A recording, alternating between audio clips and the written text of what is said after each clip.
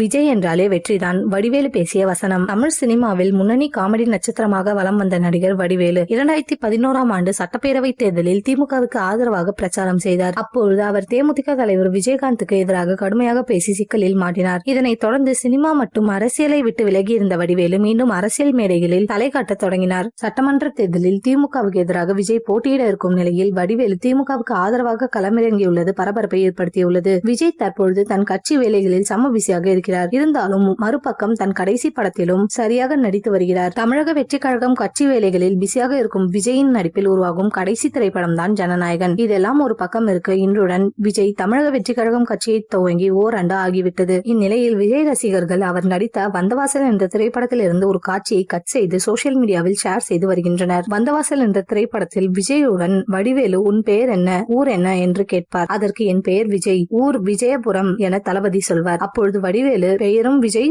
ஊரும் விஜய், விஜய் என்றாலே வெற்றிதான் என கூறுவார். இந்த காட்சியை தான் தற்பொழுது விஜய் ரசிகர்கள் ஷேர் செய்து வருகின்றனர்.